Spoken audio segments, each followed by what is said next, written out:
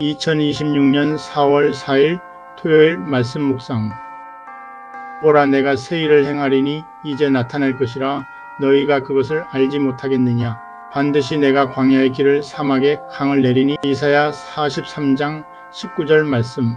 여호와께서 너희를 위하여 싸우시리니 너희는 가만히 있을지니라. 출애굽기 14장 14절 말씀.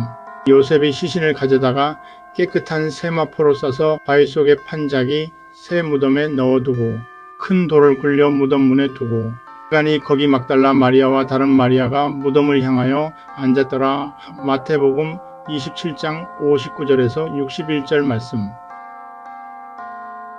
예수님께서 무덤에 머무시는 토요일은 지독한 침묵의 시간입니다. 제자들에게는 모든 소망이 끊어진 것처럼 보였고 세상은 악이 승리한 것처럼 보였습니다. 하지만 하나님의 침묵은 방관이 아닙니다. 차갑고 어두운 무덤 안에서 하나님은 인류 역사상 가장 위대한 반전인 부활의 아침을 소리 없이 준비하고 계셨습니다. 우리 삶에도 무덤과 같은 순간이 찾아옵니다. 기도는 응답되지 않는 것 같고 상황은 큰 돌로 막힌 무덤 문처럼 요지부동일 때가 있습니다. 그러나 기억하십시오.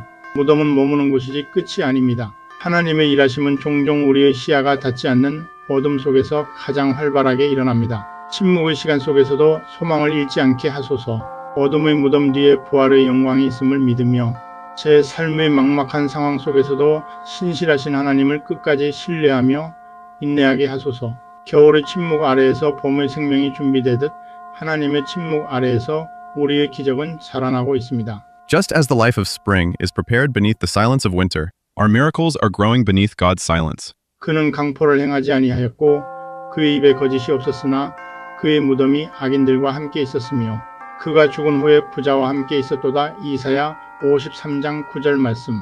사람이 여호와의 구원을 바라고 잠잠히 기다림이 좋도다. 예레미야가 3장 26절 말씀.